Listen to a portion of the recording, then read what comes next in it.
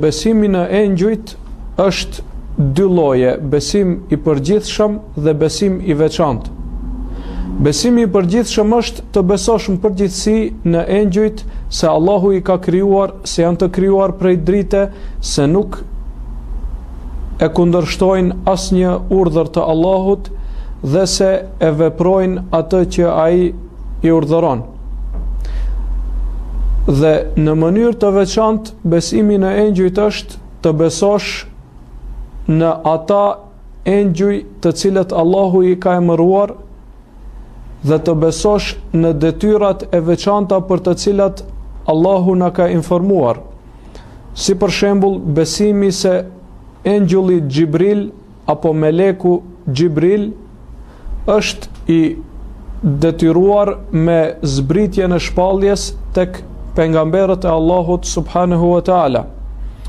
Dhe besimi se Israfili është i ngarkuar me fryrjen në surr, dhe besimi se Mikaili është i ngarkuar me shirat dhe bereqetin, dhe besimi se Melekul Mauti, meleku i vdekjes, është i ngarkuar me vdekjen dhe me marrjen e shpirtrit të robërve, dhe besimi se ka dy engjuj të cilët i shkruajnë veprat e njerëzve, dhe besimi se ka engjuj të cilët e ruajnë njeriun, dhe besimi se ka engjuj të veçantë të cilët detyra e tyre është që të prezantojnë në mezhliset e dhikrit ku përmendet Allahu i lartësuar dhe të bëjnë dua për ata që prezantojnë në ato mezhlise, dhe besimi se engjuj të tjerë ka të cilët s'kan detyrë tjetër pos rinë në sejdë dhe në ruku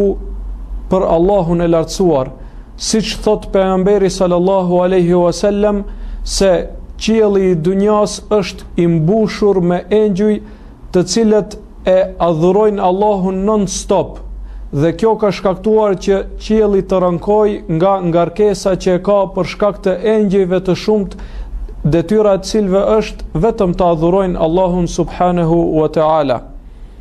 Dhe ky është prej shtyllave të besimit, pas besimit në Allahun subhanahu wa taala, besimi në melekët e tij. Dhe kjo ngërthen që të ruhemi nga devijimet që i kanë bërë mushrikët në këtë drejtim, sepse siç po e shihni këtë po e përmendim në tauhidin e besimit dhe diturisë, në tauhidin që është teorik. Pse?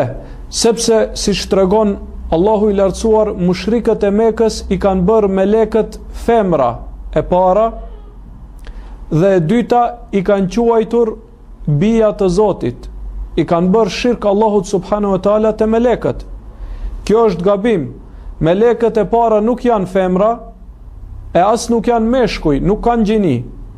Nuk mund të thuash se janë meshkuj apo femra.